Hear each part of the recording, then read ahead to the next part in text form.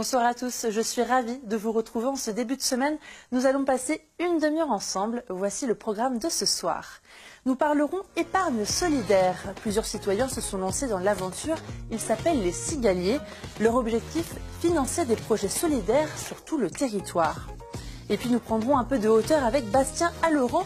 Il est le directeur général de Drone Process. Il nous parlera de son aventure et de cet appareil embarqué. Et enfin, un peu de sport avec Jennifer Poraz.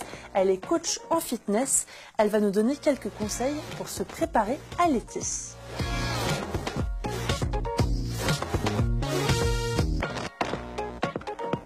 Bastien Alloran, bonjour. Bonjour. Vous êtes le directeur général de Drone Process.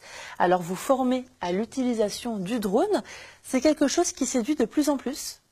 Oui, le drone séduit effectivement de plus en plus. Alors au début, on avait l'habitude de voir des gens qui s'amusaient avec un drone. Le mot est un peu fort parce qu'aujourd'hui c'est vraiment un métier à part entière. Et actuellement, on est en train d'observer une professionnalisation de ce métier-là, notamment des gens dans le technique, des géologues, des géomètres et des gens qui sont issus du secours. Donc oui, il y a de plus en plus de personnes qui nous sollicitent. Effectivement, je regardais sur votre site. Avant de passer l'examen pratique, il faut avoir un certificat d'aptitude ULM. Alors oui, jusqu'à maintenant, et du moins jusqu'au 31 juin. À partir du 1er juillet, la DGSC a mis au point justement un examen qui est propre aux télépilotes de drone. Donc fini la partie ULM qui pour beaucoup n'était pas très logique par rapport à l'univers du drone. Et maintenant, on va pouvoir passer un vrai théorique propre aux télépilotes de drone professionnels qui contient 60 questions et qui se déroulera sur 1h30.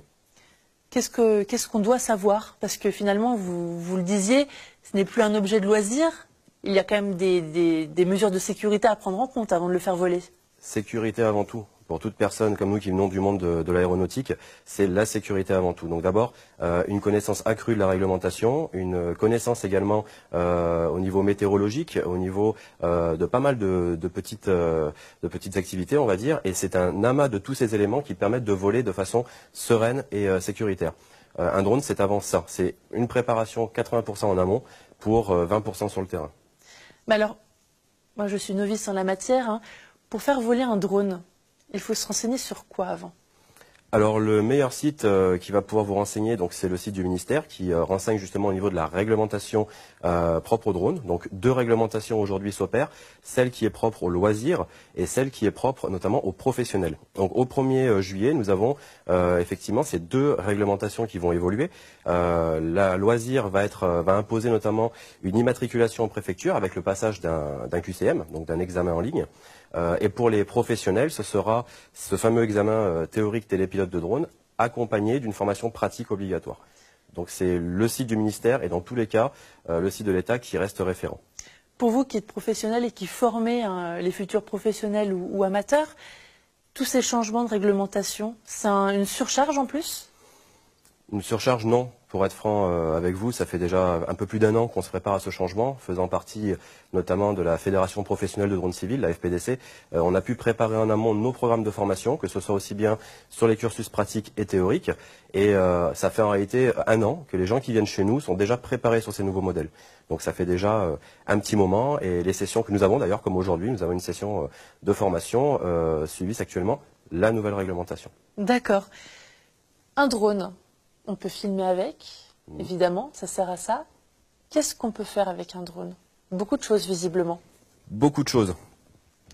Filmer, c'est la première utilisation qu'on lui a trouvée. Après, on s'est aperçu que c'était un moyen fiable également d'obtenir, dans le domaine du technique, des cartographies, de la modélisation 3D, des levées de doute, et un domaine pour lequel nous avons une prédilection au sein de l'équipe, puisque au-delà de l'aéronautique, nous sommes également issus du monde des sapeurs-pompiers volontaires, c'est le monde du secours. Et aujourd'hui, un drone n'est pas forcément, on va dire, l'élément qui va sauver des vies. Par contre, il va y contribuer. Il va y contribuer dans la prise de décision, dans la remontée d'informations qui seront faites au PC. Donc on peut travailler aujourd'hui avec des caméras thermiques, des caméras qui vont permettre aussi de faire des cartographies instantanées, en live. Et grâce à ça, on va pouvoir optimiser le temps de réponse qu'on aurait sur le terrain pour localiser une personne, notamment. Là, on voit l'évolution du drone, hein, c'est assez incroyable. Dans 20 ans, le drone, il servira à quoi? Elle est bonne cette question. Dans 20 ans, je pense qu'on aura fait le tour On aura fait le tour un petit peu comme l'aviation, comme beaucoup de métiers émergents qu'on a eu au siècle dernier. C'est un métier qui est assez jeune. Je pense qu'on va tenter beaucoup de choses. On parle de transport, on parle de livraison, on parle de largage. Je pense qu'il s'agit plus de concept marketing qu'autre chose. Aujourd'hui, on va s'affairer, et dans le temps, je l'espère, à vraiment crédibiliser le drone sur des activités professionnelles, du moins des éléments qui sont réellement importants au quotidien. Pas des choses qui pourraient être superflues, voire qui engrangeraient un peu plus de temps. Donc je pense que dans 20 ans, on aura un métier qui sera stabilisé, qui se sera renforcé en termes de compétences et de connaissances pour les futurs télépilotes. Et dans tous les cas, ce sera une activité, du moins un outil à part entière pour énormément de secteurs d'activité. Ça, c'est clair. Vous avez d'autres projets de formation au sein de votre équipe ? Tout à fait, tout à fait. Actuellement, comme je le disais tout à l'heure, c'est la partie secours qui nous tient à cœur. Donc on est en train de développer notamment des axes de formation sur la Suisse, l'Italie et notamment le Canada. Le Canada étant l'axe le plus abouti, puisque nous formerons à partir du mois de septembre des membres pompiers et de la police d'Ottawa, donc nos amis qui sont de l'autre coin, qui vont venir justement pour apprendre nos techniques et nos procédures de recherche et sauvetage par drone. Et c'est l'axe qu'on choisit notamment pour l'avenir du drone. Mais alors ma question, pourquoi ici ? Pourquoi est-ce qu'ils viennent ici ? Cette réponse trouverait, on va dire, quelque chose d'assez simple à répondre. Pourquoi ils viennent ici ? Tout simplement puisqu'à l'heure actuelle, dans le domaine de la recherche et sauvetage par drone en France, j'ai envie de dire qu'on est un peu précurseur.